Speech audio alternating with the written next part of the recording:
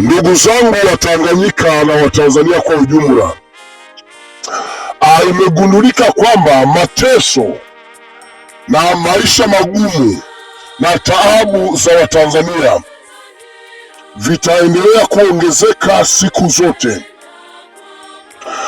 Napenda nirudie kwamba maana hii imegunduliwa si muda mrefu, na ndio hali ambayo inaendelea ndani ya taifa letu, kwamba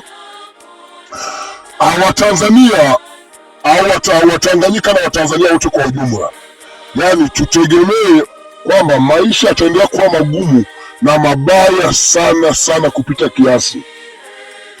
Mateso na mauaji na utekaji na ufisadi kwamba vinaenda kuongezeka kuliko ilivyokuwa wakati wowote tangia Tanzania ipate uhuru wake, au Tanganyika na Zanzibari vikaja kuungana na kuwa taifa moja.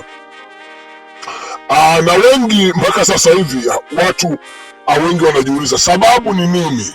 Yaani, kwa nini Watanzania tuendelee kuishi maisha magumu? Kwa nini Watanzania tuendelee kuishi kwa mateso? Kwa nini Watanzania tuendelee kuhangaika?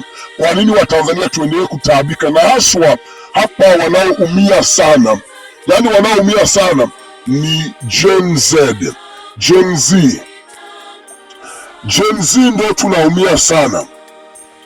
Kizazi kipya ndio tunaumia sana sana sana. Kwa nini? Ni kwa sababu wazee hawa wenyewe siku zao za kuishi hapa duniani ni ndogo, na kingine hawa ni watu ambao walisharidhika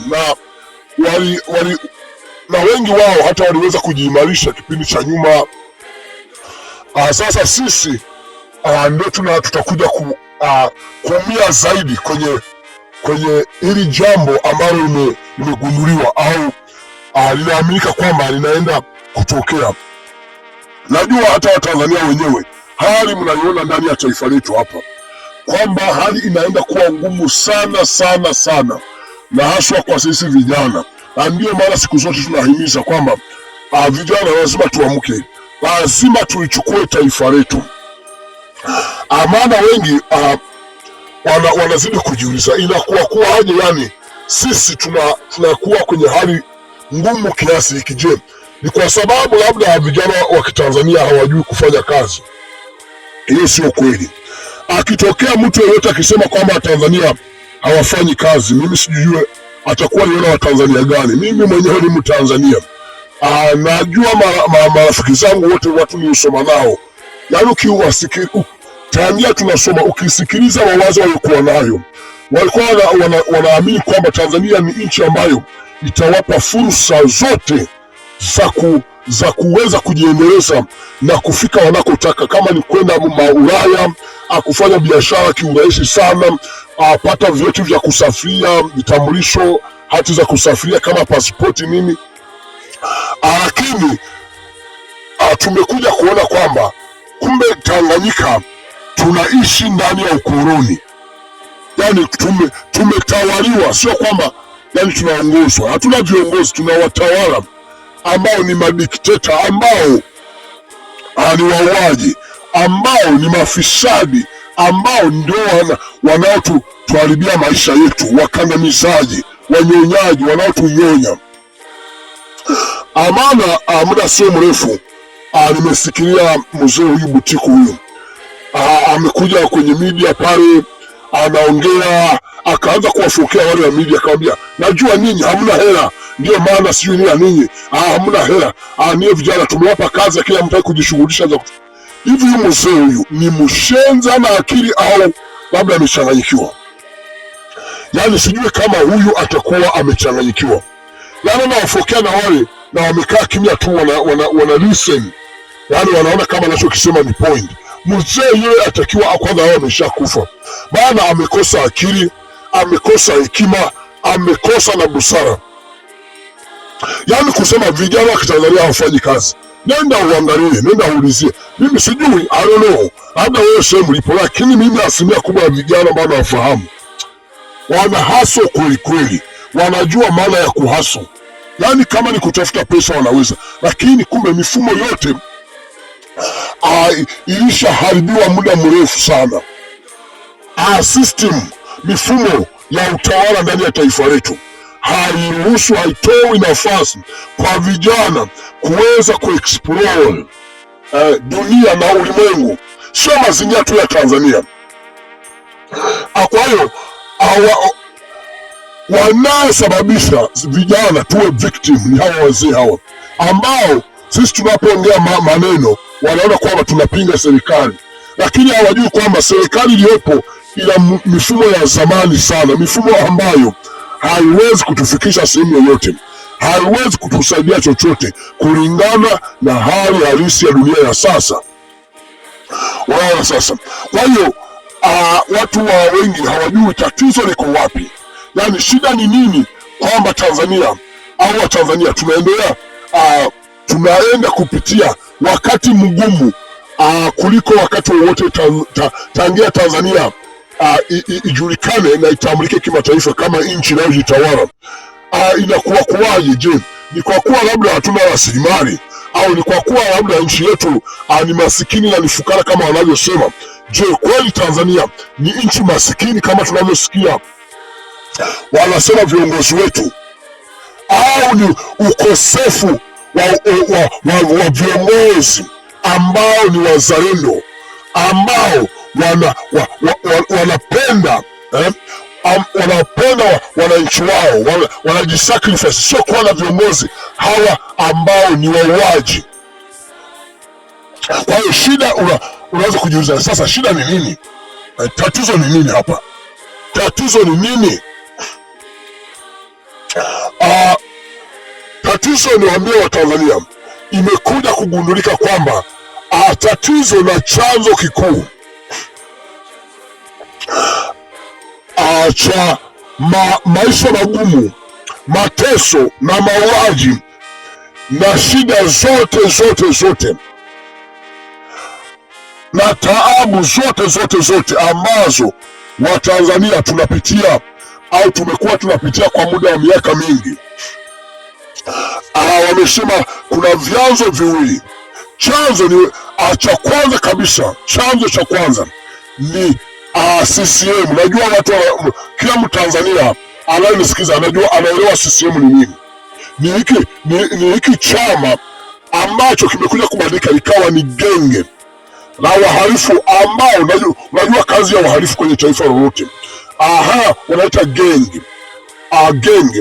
Gengi groups ni watu ambao wao wanataka kufanya wanayotaka, wamiliki kila kitu. Kwa hiyo wanafanya mambo yote kwa mabavu, kama ni kuua wanaua. Na kweli unaona kwenye siku ya Oktoba 29, 2025 maelfu kwa maelfu ya Watanzania wameweza kuuliwa, na waliowaua sio wengine, ni hili kundi la gengi hili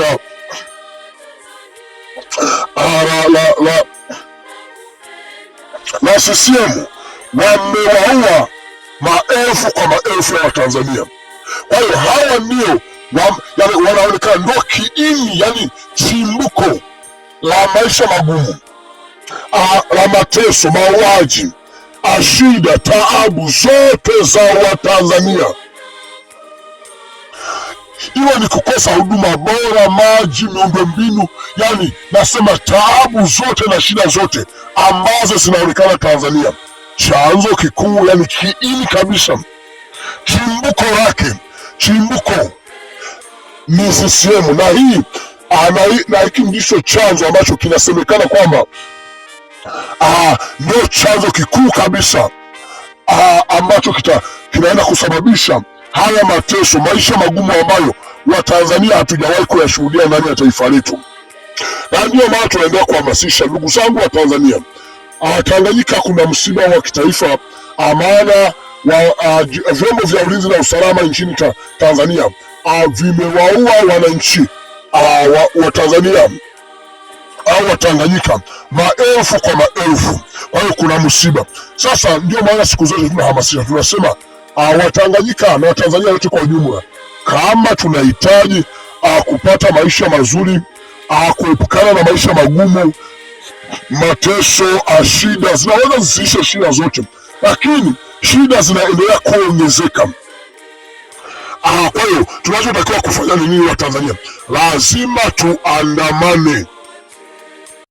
Yaani sahau misemo na misamiati ya CCM, maridhiano, tuzungumze, amani. Hakuna amani Tanzania.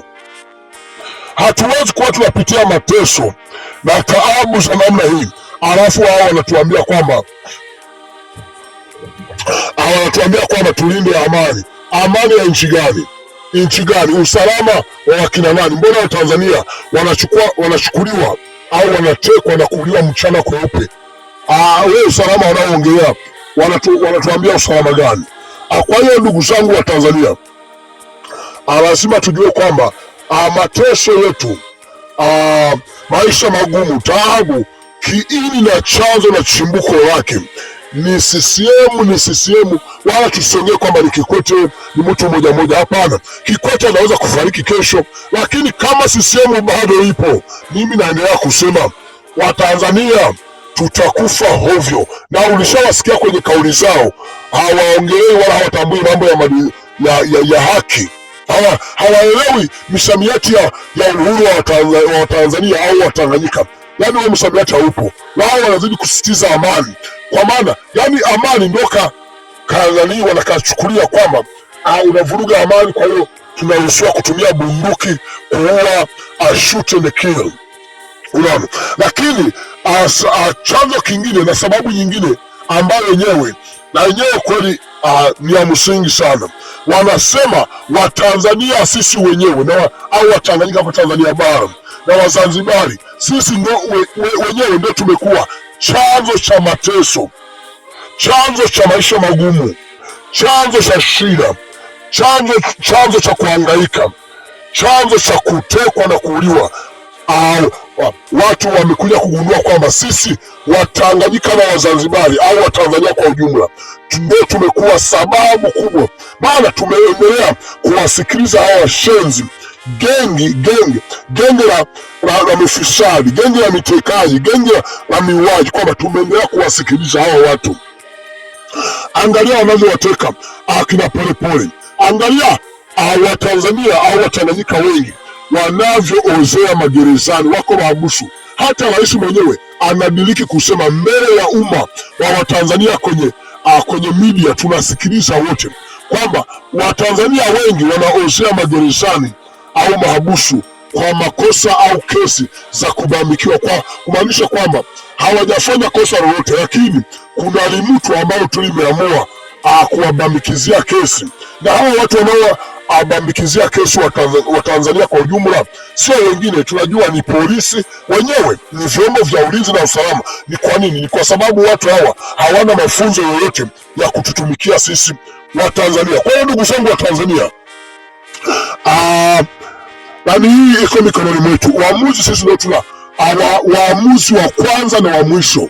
Yaani sisi wa Tanzania au kwa Tanzania bara, ambapo tuna msiba wa taifa ambao serikali haramu imeshindwa kuutambua, kwa sababu wao ndio wauaji. Kwa sasa hivi imagine Tanzania inaongozwa na watu ambao ni wauaji kabisa, chama ambacho ni chama cha mauaji, chama kinachoteka Watanzania na kuwaua, ambacho hakitaki kusikiliza maoni ya Watanzania. Wako wanauza nchi yetu, Masai wanawafukuza, yani ardhi sehemu walipozaliwa. Yani mimi I don't understand. Bora yani kama ni mimi bora waniue. Nasema bora nife kuliko niondoke sehemu, yani urithi nilioachwa na baba na mababu na mababu zetu, alafu wanakuja wasenge hawa watu ambao ni wenda wazimu. CCM wote ni wenda wazimu kabisa, wote. Maana kama yupo CCM ambaye hatetei haki, na yeye ni mwenda wazimu. Maana wameshatuumiza kiasi kwamba hatuoni sababu yoyote ya kusema wao ni binadamu. CCM ni mashetani. Kama kuna mtu anawaita kwamba ni binadamu, mimi sijui, I don't know. Sioni ubinadamu wa CCM. Kwa hiyo Watanzania na Watanganyika huko bara lazima kwa gharama zote lazima tuikatae CCM. Kama tunataka kuona angalau mateso na maisha magumu yanapungua, lazima tuiondoe CCM madarakani. Kwa nini nasema hivi? Ni kwa sababu Tanzania sio kwamba ni nchi masikini. Hapana, Tanzania sio nchi masikini. Waliotufanya masikini ni CCM, wanaotutesa ni CCM, wanaofanya vijana sisi tusiweze kufika popote maishani wala tusifanikiwe ni CCM hawa. Kwa hiyo tuache kukubali kauli zao wanaposema nchi yetu bado ni masikini, sisi bado ni wachanga, tumepata uhuru miaka gani? Angalia Rwanda ilipata uhuru, lakini pakaja mwaka 94 pametokea mauaji ambayo labda duniani ndio ya pili kushuhudiwa, mauaji ya halaiki. Sasa siku ya leo wako wapi? Mpaka Kagame alimwambia Kikwete yeye mshenzi kwamba amupe bandari ya Dar es Salaam ambao sasa hivi wamewapa DP World na sijui na Adani, wanaendesha Waarabu. Imagine Kagame anasema mimi mnipe hiyo bandari muone Tanzania ibadilike ndani ya miaka michache. Kikwete anajifanya yeye ni msomi, yani mshenzi. Najua alafu watu msije mkajichanganya kwamba kusoma kwamba ndio watu wanapata ujuzi na uelewa kuongoza na kufanya nini. Angalia, mimi naangalia historia, angalia mababu zetu na nini. Wale watu au watemi na wafalme walikuwa wanaongoza nchi au miliki zao, hawajasoma, hawajapata madigiri, lakini kuwa unakuta raia zao au raia wanaishi kwa amani, wanafamiliana, hakuna anayesema mimi namiliki hiki. Hapana, mfalme alikuwa anahakikisha watu wote wako wanaheshimika, wanafanyaje. Lakini angalia sasa hivi tuko na serikali ambayo ni haramu, yani wauaji wale wa Tanzania. Kwa hiyo Tanzania tusije kutafuta maisha mazuri eti kutoka kwa CCM. Hapana, kwa muda wa miaka 60 Tanzania haijapata vita yoyote isipokuwa ile ya Kagera, na yenyewe iliisha ndani ya muda mfupi. Lakini kuanzia pale mpaka sasa hivi siku ya leo, angalia tunavyohangaika. Kwa hiyo Tanzania, nimependa niongea haya machache kuwakumbusheni na kuwaonya kwamba tusipochagua kuipinga na kuiondoa CCM, tusongee kumwondoa Samia au kumwondoa sijui Kikwete, sijui Ridhiwani Kikwete, sijui Abdul, sijui Mama Samia, sijui wakina nani. Ni CCM yote kwa ujumla. Kwa hiyo niamini kwamba ujumbe huu umewafikia vizuri wa Tanzania na tuusambaze sana, maana hii ndio siri ya Watanzania kufanikiwa. Siri ya Watanzania kufanikiwa ni CCM kuto kuwepo ndani ya taifa letu la Tanzania. Ndugu zangu, nawashukuru sana. Mimi napenda Tanzania. Mungu ibariki Tanzania. Nawapenda wa Tanzania sana, na Mungu wa mbinguni awabariki, atupe faraja kwa wakati mgumu tunaoupitia hasa wa Tanganyika, lakini tusiwe wanyonge, bali huu ndio muda wa kusimama imara. Maana tungekuwa wanyonge kwenye vita vya Idi Amin, angetuchapa vya kutosha. Kwa hiyo sisi ni mashujaa, tusimame imara wa Tanganyika wote.